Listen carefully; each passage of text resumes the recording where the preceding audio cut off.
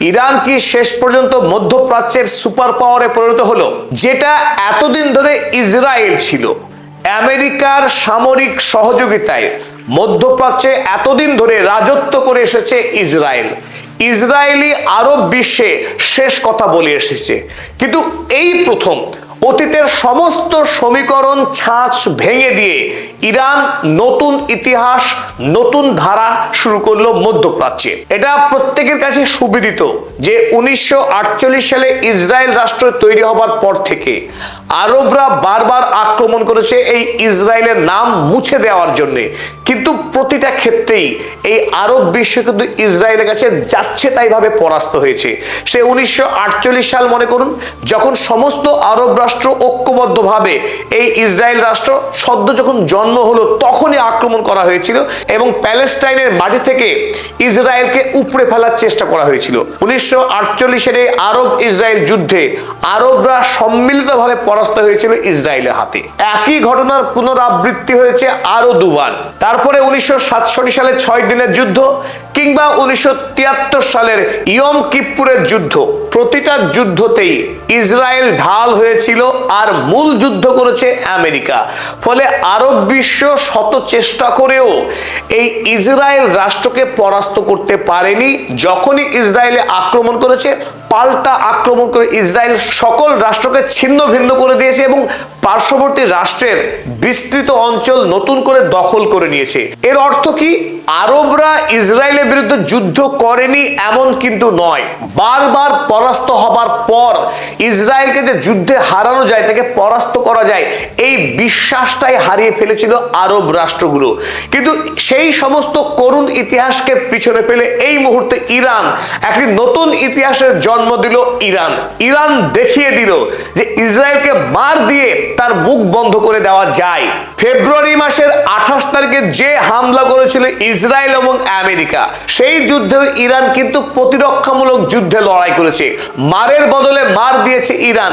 কিন্তু প্রথম হামলা ইরান একবারের জন্য ইসরায়েলের উপরে করেনি। সেখান থেকে আমাদের অনেক দর্শক বন্ধু প্রশ্ন করেছিলেন যে ইরান কেন মার খাওয়ার জন্য অপেক্ষা করছে, মার খেয়ে তারপরে কেন মারছে, প্রথমেই কেন মারছে না? এটা একটা তাৎপর্যপূর্ণ প্রশ্ন ছিল যে ইরান কেন মার খাওয়ার অপেক্ষা করে তারপরে পাল্টা মার দিচ্ছিল। কারণ গোটা যুদ্ধে ইরানের যে ন্যাশনাল সিকিউরিটি কাউন্সিল, ইরান রাষ্ট্র হিসেবে অত্যন্ত সুগঠিত এবং তার একটি গণতান্ত্রিক শক্তিশালী কাঠামো রয়েছে। ইরানের যে ন্যাশনাল সিকিউরিটি কাউন্সিল, সেই ন্যাশনাল সিকিউরিটি কাউন্সিল বৈঠক করে সিদ্ধান্ত নিয়েছিল তারা প্রথম যুদ্ধে জড়াবে না, কারণ ইতিমধ্যেই ইরান রাষ্ট্র আন্তর্জাতিক বিশ্বের কাছ থেকে সীমাহীন নিষেধাজ্ঞার ভারে ভারাক্রান্ত। তাই নতুন করে বিশ্বে ইরানের ভাবমূর্তি খারাপ করাটা অত্যন্ত বিপজ্জনক হবে। তাই ইরানের কাছে পর্যাপ্ত শক্তি থাকা সত্ত্বেও মধ্যপ্রাচ্যে নতুন করে অশান্তির সূচনা ইরান করেনি। কিন্তু 28 ফেব্রুয়ারি থেকে 8 এপ্রিল পর্যন্ত লাগাতার পৃথিবীর সবচাইতে শক্তিশালী রাষ্ট্র America, the greatest super power, আর তার সঙ্গেই মধ্যপ্রাচ্যের ইসরায়েল নামক এই অবৈধ রাষ্ট্র, এই দুই শক্তির সঙ্গে লাগাতার লড়াই করেও ইরান তার শক্তিকে অক্ষত রাখতে পেরেছে, যেটা একটা বড়সড় বিজয় ইরানের জন্য। কিন্তু তারপর 2 মাস ব্যাপী নীরব থাকার পর ইসরায়েল যখন লাগাতার লেবাননে রক্ত ঝরাতে থাকলো, সমস্ত আন্তর্জাতিক আইন কানুনকে গুড়িয়ে দিয়ে, এমনকি আমেরিকার গ্যারান্টিতে লেবানন সরকারের সঙ্গে 50 দিনের মধ্যে 5 বার যুদ্ধবিরতি চুক্তি করবার পরেও প্রতিদিন লেবাননে রক্ত ঝরিয়েছে। 2 মাসের মধ্যেই 6,500 মানুষকে খুন করেছে এই গণহত্যাকারী ইসরায়েল রাষ্ট্র। তারপর কিন্তু ইরান আর চুপ থাকতে পারেনি। ইরানের পক্ষে এনাফ ইজ এনাফ এই কথাটাই বলা হয়েছিল।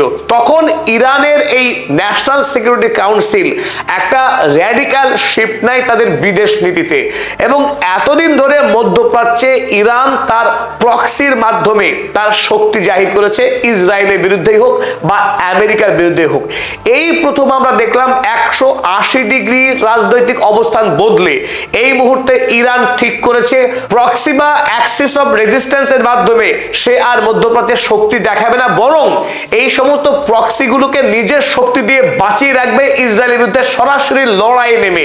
আর সেটাই করে দেখালো ইরান 7 তারিখের মধ্যরাতে লেবাননের বেইরুট শহর আক্রমণ করার অপরাধে ইসরায়েলের রামাত ডেভিড এয়ারবেসে সরাসরি মিসাইল হামলা করলো অপারেশন নাসেরের মাধ্যমে। আর এটাই এখন পশ্চিমী দুনিয়ার অধিকাংশ বিশ্লেষক মনে করছে যে ইরান তার অবস্থাকে 100 ভাগ বদলে ফেলেছে।